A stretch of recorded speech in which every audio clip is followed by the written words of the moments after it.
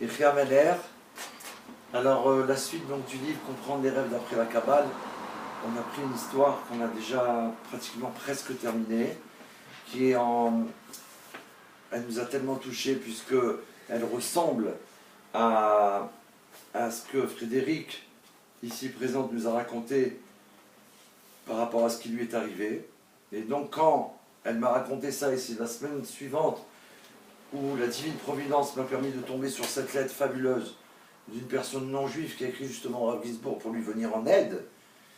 Et donc ça m'a tellement touché, j'ai compris que Dieu voulait qu'on montre que Dieu est là présent dans toutes nos demandes. Donc on va terminer la lettre, et cette lettre c'est beaucoup d'enseignements que le Rav nous transmet. Et c'est pour ça qu'on l'a bien sûr qu'on l'a fait aussi. Donc on parlait du niveau des prophéties par rapport aux rêves, qu'il y avait plusieurs catégories de rêves, vous vous rappelez. Il avait dit qu'il y avait par exemple le type de rêve précédant immédiatement le réveil, qui est comparé, ou plutôt qui est en rapport avec la première lettre du nom divin Havaya, Yud, et qui correspond à la sphira de Chorma, la sagesse.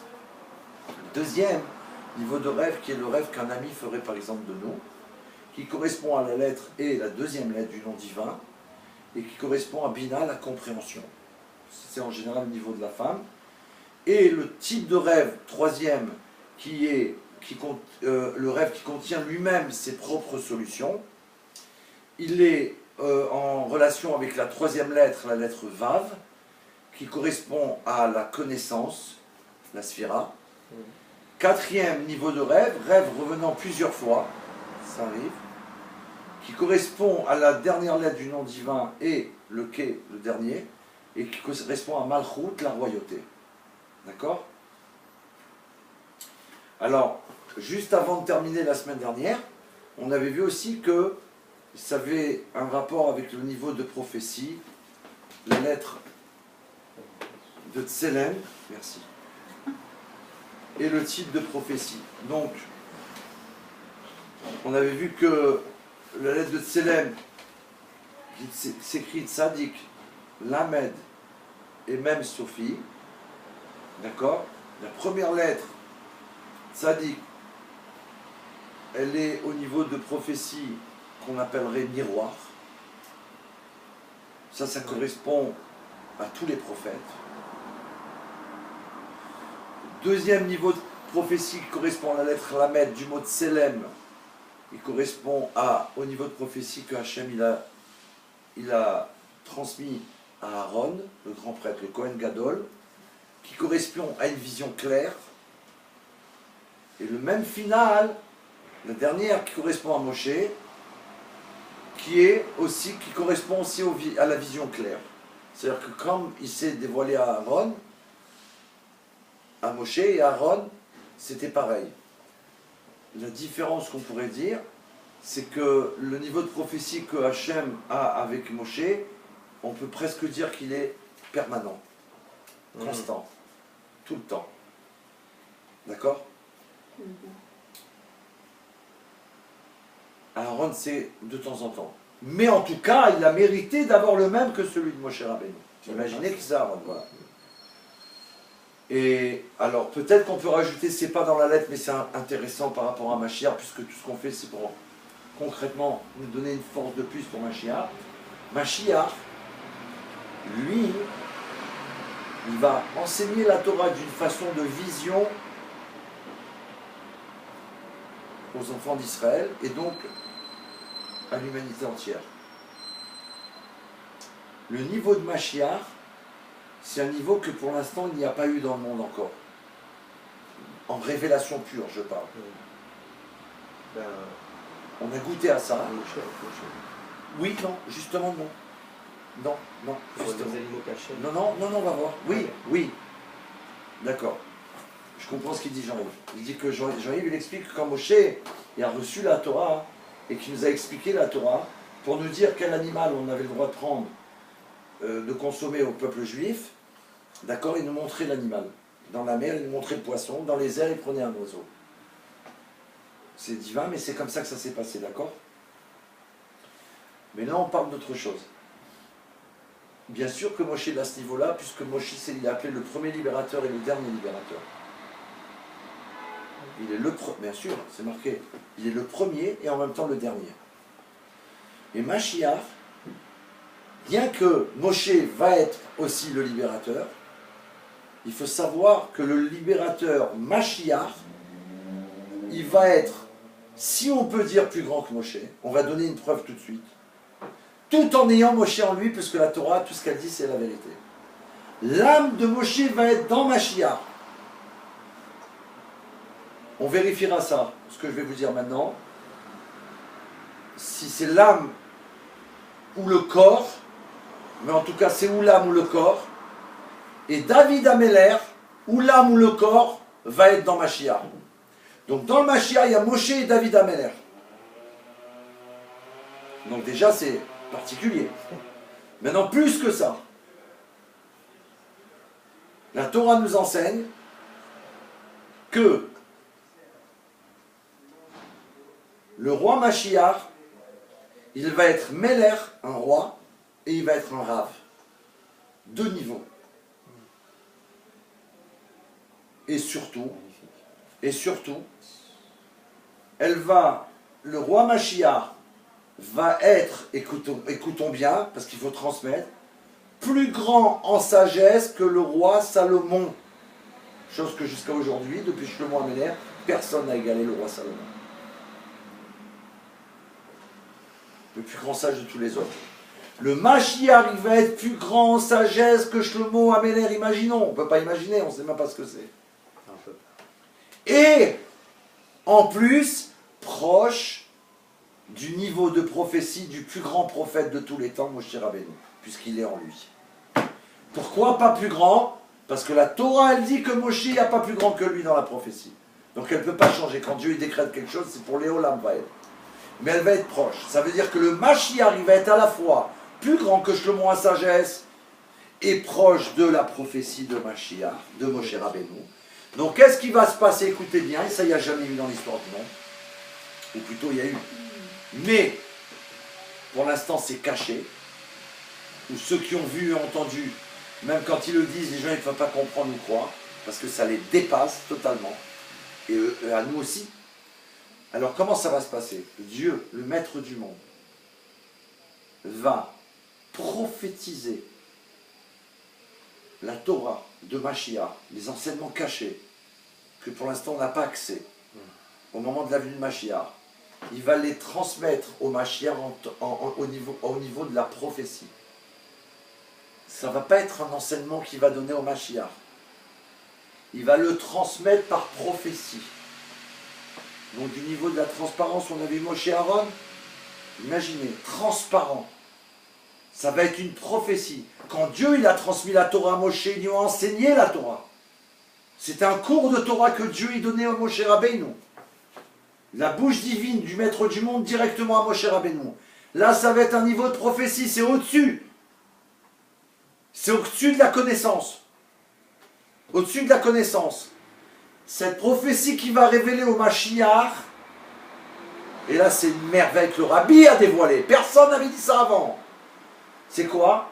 C'est que le Mashiach, étant donné qu'il est plus grand que Shlomo Améler, mais qu'il a aussi ce niveau de prophétie proche de Moshe, et qu'il va recevoir de Dieu cette prophétie divine, une fois qu'il va la recevoir, il va l'analyser avec sa sagesse qui est plus grande que celle que Shlomo Améler, que seul lui il a, et ensuite il va la transmettre au monde. Ça veut dire que le niveau de connaissance qu'on va recevoir n'a jamais eu lieu jusqu'à présent dans l'histoire du monde entier. Niflaot et niflaot, la merveille des merveilles, des merveilles, des merveilles qu'il n'y a jamais eu. Le Rabbi a déjà donné des enseignements comme ça avant la venue de Mashiach. Il a dit que ça, on va goûter à ça. Le Rabbi, il a fait déjà ça. Les grands qui connaissent ça, ils ont vu, ils ont compris. Mais ça, on ne peut pas expliquer aux gens. Parce que quand Mashiach il va venir tout de suite se révéler que le monde va être d'accord parce qu'ils vont voir cette merveille et on va accepter. Donc on sera le Kéli, on sera le réceptacle pour pouvoir recevoir ça et dévoiler ça. Donc plus vite quelqu'un il prend sur lui, Kabel et Mashiach, c'est le Rabbi qui a lancé ça. Mais de recevoir le Mashiach et d'accepter dès maintenant, il faut recevoir dès maintenant ce niveau-là. Pas s'inquiéter. Quand on est concentré, il n'y a rien qui peut nous déranger. Rien du tout. Au-dessus de tout ça. Non, non.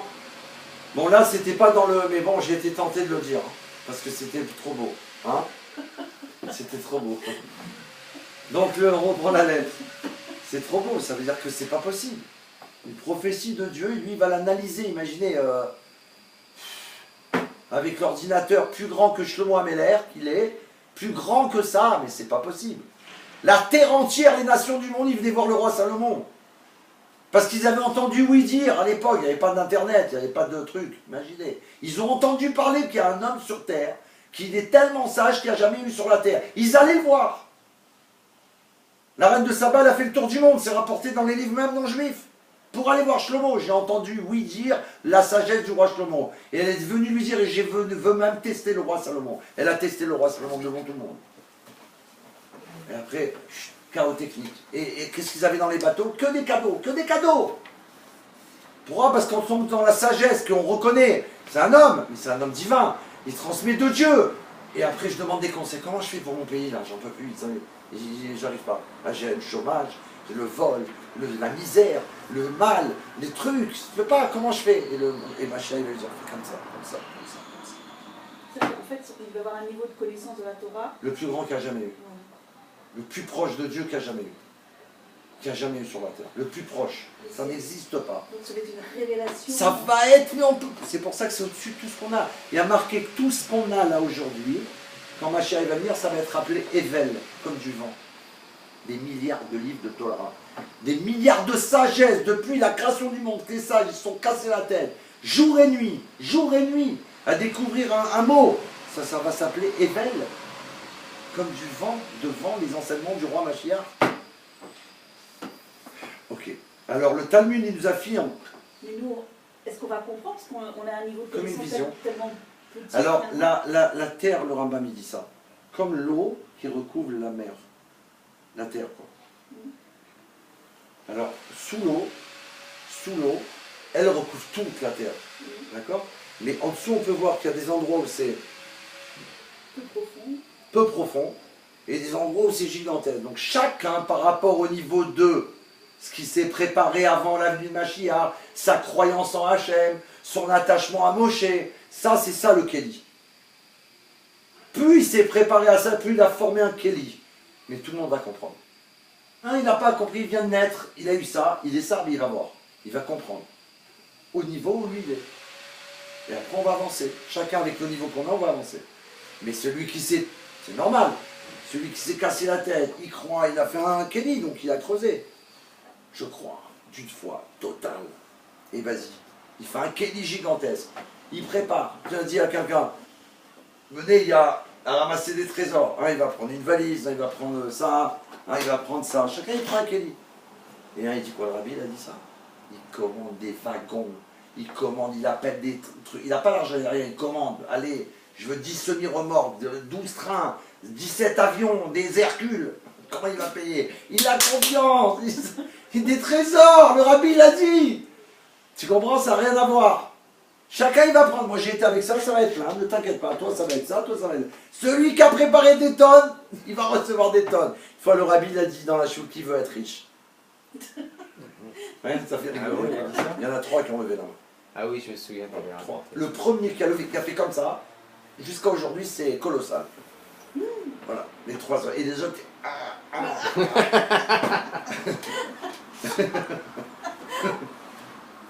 Ok. C'était filmé, ça? Bon, il va faire rigoler, les caméras. Okay. Alors, on reprend la lettre. Le Talmud affirme que la Torah fut donnée par le biais des énergies associées de ses 3 frères et sœurs. On avait vu rappeler Myriam, Moshe, Aaron et Myriam. 3 frères et sœurs, ça n'existe pas dans l'histoire du monde. C'est incroyable. Béni soit la miséricordieux, le Hachem, qui a donné une Torah en 3 parties. Torah, prophète et hagiographe. Un peuple en 3 parties. Kohanim, Lévi'im et Israélites. Ça s'est passé au moment de la sortie d'Égypte. Parce que les Lévis, c'est Moshe. Ils sont Lévis. Il n'y avait pas de Kohen à l'époque. Il n'y a pas encore de temple, il n'y a pas encore de Torah qu'on a reçu. Officiellement.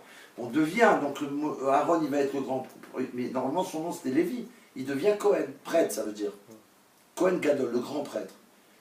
Et Israélite, puisqu'on transmet aux Israélites, c'est eux qui vont la avoda dans le temple. Par le biais de les trois frères, par le biais de qui? Trois frères et sœurs. Une autre interprétation dit par le biais de celui qui est né en troisième, Moshe. C'est le troisième Moshe Rabbeinu. Les trois frères et sœurs correspondent également aux trois piliers de notre service divin. Il répond à cette dame, hein, le Rav là. C'est... Oui. Hein, dont chacun commence avec la lettre Tav. La Torah, la prière, la Tfila, et le repentir ou le retour à Dieu, la Tchouva. Tav, Tav, Tav. Moshe en tant que conduit à travers lequel Dieu a donné la Torah à son peuple, correspond à la Torah. Aaron, le grand prêtre, dont la tâche était de se tenir devant Dieu dans le tabernacle et de le servir au moyen des sacrifices et de la tfila, ça correspond à la prière. Et Myriam, qui a fait tchouva pour avoir tenu des propos malveillants à l'égard de son frère Moshe, correspond à la tchouva. C'est-à-dire que même elle, on pourrait dire, comment Myriam elle a pu faire une faute pareille? Il n'y a pas de faute. Chez les tzadikim, c'est que pour donner l'exemple de ce qu'il faut faire. Donc de ce qu'il ne faut surtout pas faire. Tchouva. Mais oui, parce que c'est intéressant quand même, puisque quand elle a été punie de la lèpre, à ce moment-là, pendant 7 jours, elle était dans le désert, tous les enfants d'Israël, ils n'ont pas bougé, on ne part pas sans Myriam. C'est spécial. Là, dès qu'on a un bobo, qu'on n'a plus d'argent, tout le monde il veut plus nous voir. Tiens, la lèpre, dégage. C'est vrai ou pas? C'est le contraire quand on vit avec Hachem. On ne bouge pas de là, Hachem, on ne bouge pas, on ne quitte pas Myriam, dans le désert. C'est ce qu'Hachem il voulait. La valeur numérique de ces trois mots hébreux associés est donc Torah, Tfila, Tchouva égale 1839. La valeur exacte du verset du Télim, qui est le 119, verset 18, et qui veut dire Galenai, c'est le nom de la... Galenai, c'est le nom du site du Rav. Voilà, ça vient du Télim 119. Galenai, ouvre mes yeux que je puisse contempler les merveilles de ta Torah. C'est de ces merveilles qu'on parle. Demande à Dieu qui ouvre là et dessille mes yeux. Parce qu'on pourrait dire, on a les yeux ouverts. Non, dessille mes yeux qu'on voit vraiment les merveilles de la Torah. Ce que je vous raconte, c'est ça. Moi, je les vis, ces merveilles, donc j'essaie de les communiquer parce que c'est ça qu'Hachem me fait voir. Dessille, c'est très simple, c'est devant toi. Ouvre tes yeux. Oui, c'est un miracle. N'aie pas honte qu'on se moque de toi. Qu'est-ce qu'il y a alors? Dis la vérité. Les gens, ils ont peur de dire la vérité, qu'on les prenne pour ci ou ça. Dis que tu as vu un miracle. Dis que tu l'as vécu. Raconte-le. Ouvre mes yeux. Télim 119, le 18. Donc ça veut dire que la valeur numérique du verset 18... Non. Ah, la valeur de cette phrase, c'est 1839. C'est pas fini, il va nous dire pourquoi. Qui est aussi la valeur numérique de ces trois noms réunis. Non, c'est la valeur numérique de ces trois noms qui correspondent à la valeur numérique de tout ce télim, de ce verset. De tout ce verset, c'est ce que je... Ouais. Pardon. Il n'y a pas de mal. 119, voilà, 119, 18. Il doit être là, voilà.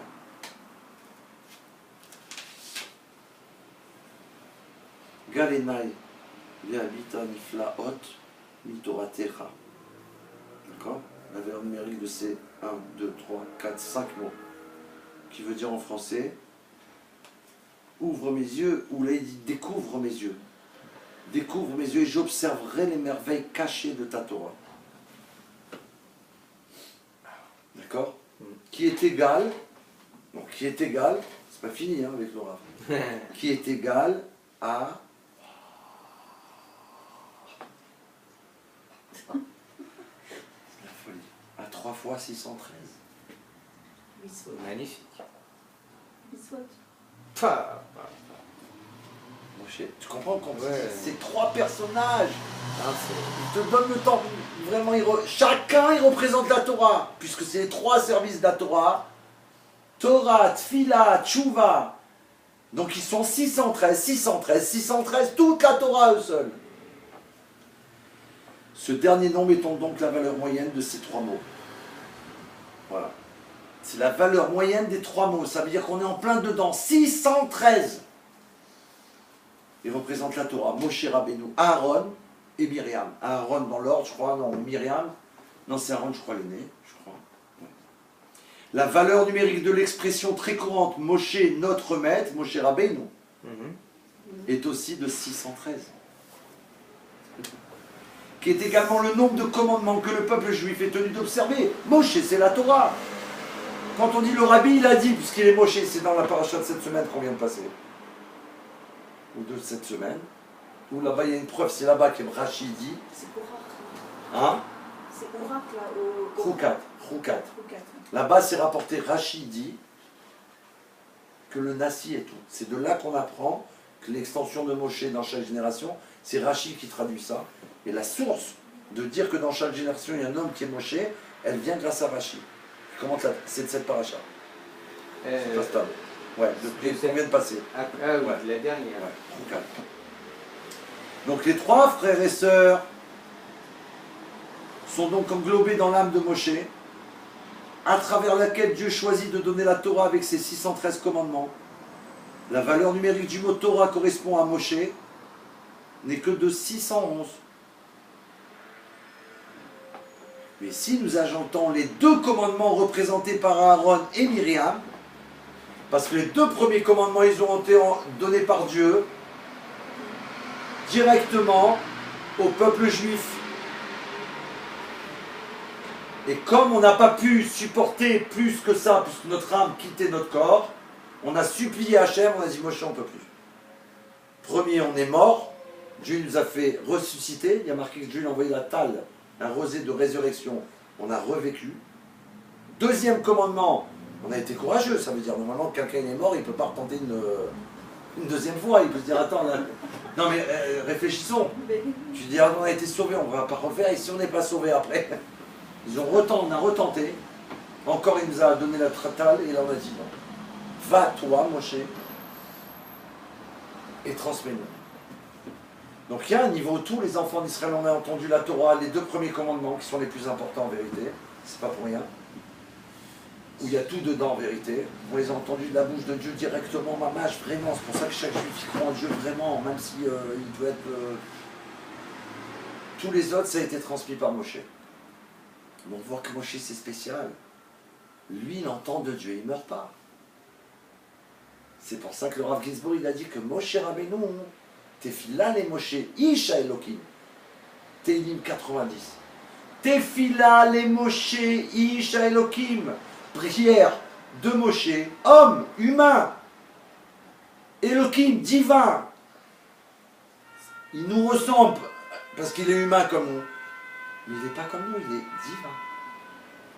Il est appelé Memoussa en hébreu, ça veut dire intermédiaire. Un intermédiaire, il est obligé d'avoir de l'un et de l'autre, sinon il n'est pas appelé intermédiaire. Ça veut dire que pour pouvoir être celui qui va transmettre la parole d'Hachem, il faut qu'il ressemble à Hachem, donc il est divin. Quand Dieu lui parle, il comprend, il entend, il voit. Et pour pouvoir nous transmettre à nous humains, il est obligé d'être aussi humain, il a une forme humaine. Ish Elokim.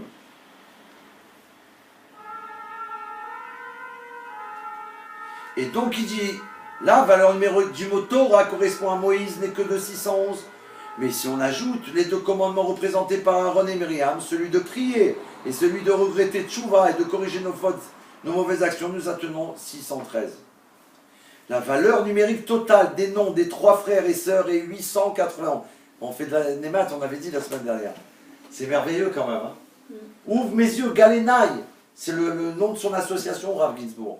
Parce qu'il est là pour nous ouvrir les yeux. Les merveilles, c'est là-dedans qu'on les voit. C'est pas dans tout le reste qu'il y a une fin. Il y a une fin. On veut plus de fin. On veut sans fin.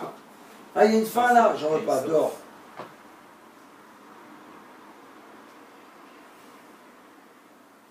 La valeur numérique totale des noms des trois frères et sœurs est 891, ce qui est égal à l'expression, pardon, nous ferons et nous entendrons, Naaseh Venishma. C'est-à-dire comprendront, Naaseh Venishma, que proclama le peuple juif au moment de la révélation au Mont Sinaï. On avait dit, entre parenthèses, on dit pour nous. Et ceux aussi des autres peuples qui ont dit, Naaseh Venishma, Dieu va les attraper et il va leur donner la possibilité un jour de rentrer dans le clan d'Israël. Parce qu'à l'époque, ils ont dit Naaseh Venishma. Ça, c'était pas marqué dans les yeux Rabbi Gisborg, mais comme on en avait parlé entre nous, donc c'est important de le rappeler. Ok. Cette valeur numérique est également celle de l'expression, il parle de 891, qui est Naaseh Venishma, c'est aussi celle de l'expression Yetziat Mitzraïm, l'exode d'Égypte. Oh, Galena, ouvre mes yeux, fais-moi voir des merveilles. C'est quoi ces merveilles? C'est aussi Yetziat Mitzraïm, que Dieu réalisa afin que le peuple juif puisse recevoir la Torah au Har Sinaï, au mont Sinaï.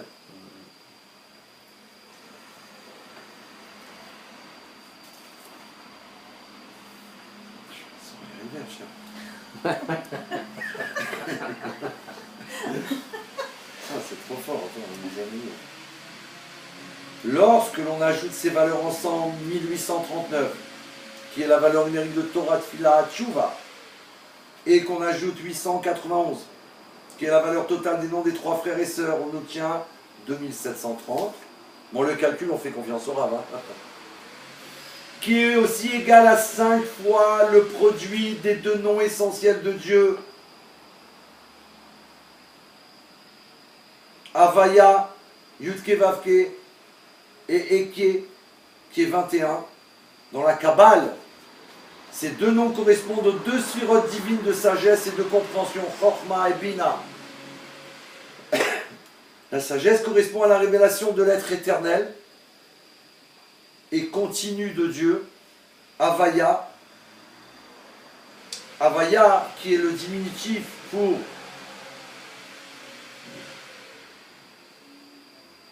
était et sera.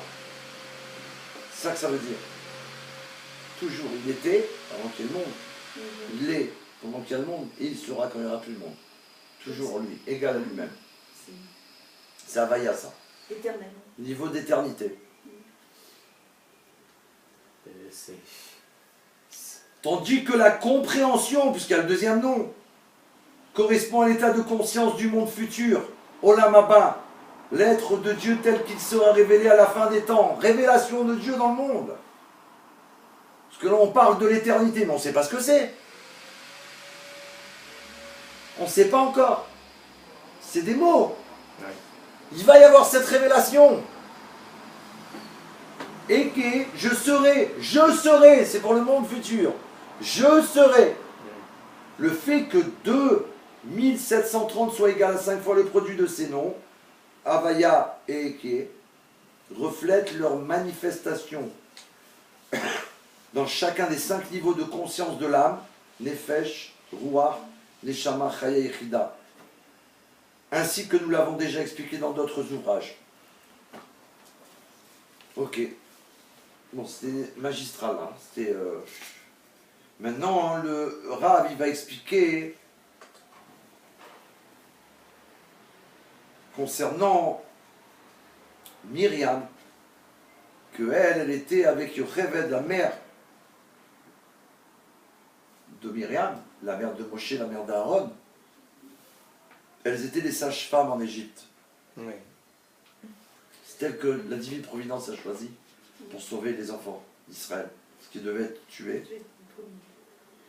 Et elle s'appelait Poua, en Égypte, et sa mère Yocheved, Shifra. Et là, il rapporte qu'elles ont refusé d'exécuter l'ordre inhumain de Pharaon de tuer tous les bébés juifs de sexe masculin au moment de leur naissance, en récompense de cet acte courageux. Donc là, on est d'accord qu'elle risquait de la mort tout de suite, à la minute, à la seconde même. On est d'accord. Il faut prendre conscience de tout ce que la Torah nous dit. Parce qu'on, rappelez-vous, on a l'histoire, mais on a surtout l'enseignement. Aujourd'hui, on étudie pour savoir quoi faire. À Ikar ou Amasé, le Rabbi l'a dit. Je sors de ce cours.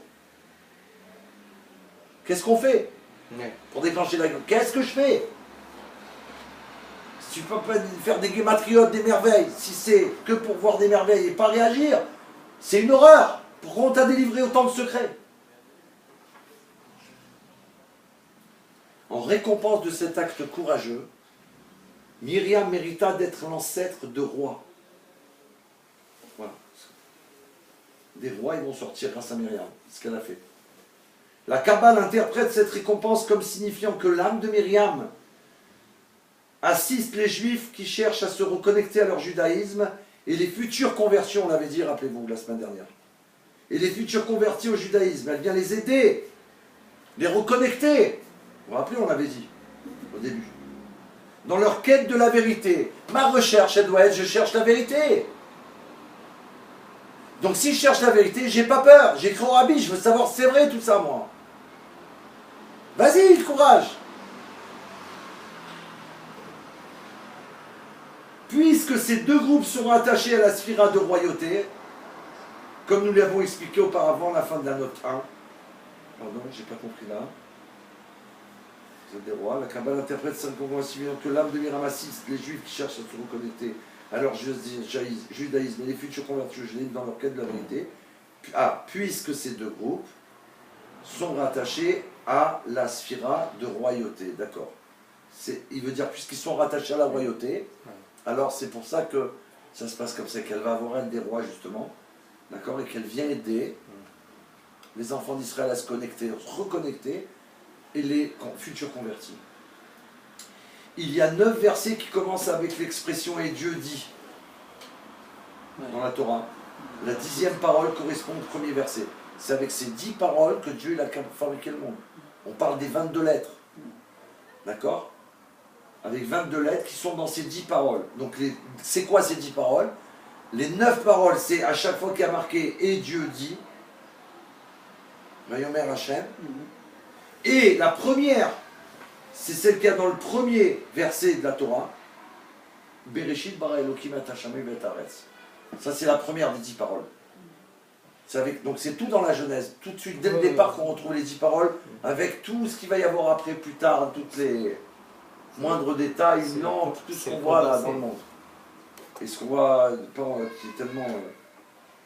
Ces 10 paroles animent toute existence à tout instant. Donc là, on replonge dans la Shalichut Vemna, regardez. Et si Dieu préserve, il décide un jour de retirer ses paroles, le monde retombait à son état initial de néant, à partir duquel il était sorti avant que le ciel et la terre ne fussent créés. Tanya, Shalichut Vemna. Merci Hachem. On fait une lettre du Rav, il nous donne une référence de l'étude qu'on fait du Tanya, Baruch Hashem, Shalichut, le chapitre 2. Ça veut dire qu'on est en plein dedans. Ces 3 manifestations des lettres hébraïques correspondent aux 3 divisions horizontales des sphirotes de la manière suivante. Alors,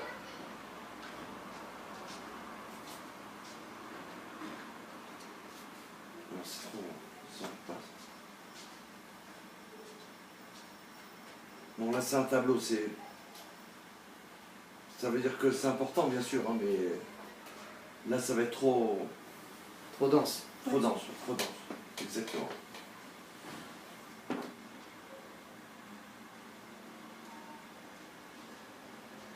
Ok, on va dire ce qu'on a besoin de savoir, sans minimiser, parce que là, c'est trop fort. Mais il faut s'asseoir, il faut faire le tableau, et après, il faut rentrer dedans. Lorsque le peuple juif contemple Dieu, si l'on peut dire en étudiant sa Torah, donc c'est une contemplation du divin, Dieu perçoit également le peuple juif à travers le prisme de la Torah, grâce auquel il apparaît comme infiniment grand. Tel est le sens du verset « Observe de ta sainte résidence des cieux et bénis ton peuple Israël ». T'imagines, c'est nous qu'on ouvre le prisme, et du coup Hachem il nous voit, et il nous bénit. Mais donc, quand on étudie cette loi de Noé, qui sont parties intégrantes de la Torah, et qu'on fait parce que Dieu il a ordonné, par son Shaliar Moshe Rabbeinu, vous étudiez la partie de la Torah que Dieu vous a demandé d'étudier. Il faut qu'on étudie les lois des rois. Oui, mais ça c'est une étude. C'est pas une lettre là. C'est une lettre, mais tu as vu ce qu'il y a derrière ou pas?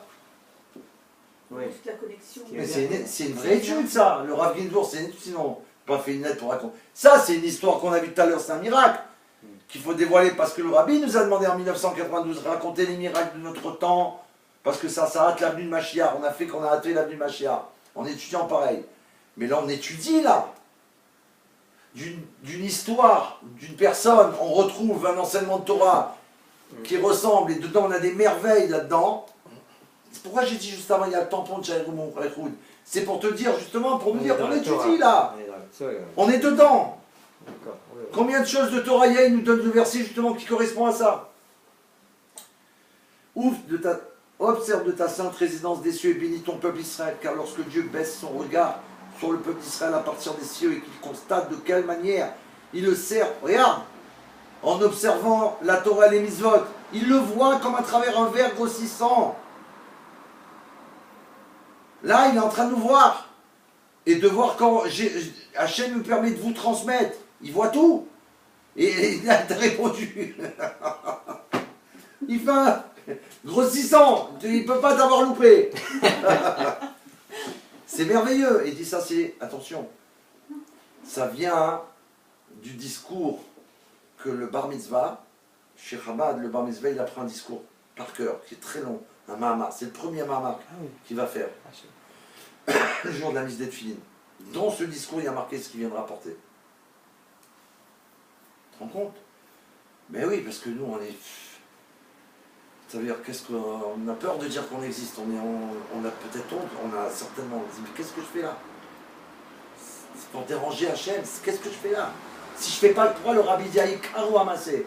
Si je fais rien, mais qu'est-ce que je fais là? Vous comprenez? Oui, c'est le sens de la vie. Voilà. Si je suis là, c'est pour agir pour Hachem. Je dois lui ressembler. Sinon, qu'est-ce que je fais là? Et Dieu, il nous observe comme ça. Et il grossit la chose. Oh! Ça veut dire, voilà, c'est la fin. On a eu le tampon, Jean-Yves. La mêlée. Merci Hachem. Ça termine par ça, dit. C'est un truc de fou. Que Hachem, il soit béni. Voilà. On ne pouvait pas avoir plus... Je sais pas, là, je ne m'attendais pas à ça. Sincèrement. Non, je ne m'attendais pas à ça. Ça veut dire, voilà ce qu'il nous dit. Je suis en train de vous... Voilà ce qu'il nous dit Hachem, là. Qu'est-ce qu'il nous dit? Je suis en train de vous regarder. Puisque vous étudiez ma Sainte Torah. Et en plus, je grossis le verre. Ça veut dire... oh. Et on termine, voilà. C'est la fin, la lettre. Donc, on continue notre étude. Merci. Merci Hachem. Ça veut dire qu'il nous dit, oui, vous étudiez la Torah, oui, c'est bien ce que vous faites. La preuve, j'augmente là pour bien vous voir. Parce que tout le but, le Rabbi nous l'a dit, c'est de transmettre aux nations du monde cette vérité, pour que tout de suite la Géoula s'installe. Ça veut dire quoi la Géoula? Le bien divin. Plus personne qui va souffrir, qui va avoir mal au crâne, avoir peur que son enfant il traverse la rue, de toutes les folies qui montrent dans les télés. Ça veut dire que ça fait peur. C'est vrai ou pas? Moi je regarde jamais, j'ai des copains qui me disent, mais comment tu fais pour... tu n'es pas au courant? Je dis, au courant de quoi? Au courant de quoi? Je suis au courant de ce qui est marqué là. Ça c'est le Rabbi dit. Les seules informations, ils sont dans la Torah. Chaque semaine dans la paracha, on a les informations de la semaine. Oui, c'est vrai. C'est de la folie. J'arrive à vivre. Baruch Hashem, au-dessus de tout ça. Et une fois... On va couper là parce que on va faire c'est un cadeau qu'on a eu. Hein. Ok? Vous êtes consciente ou pas?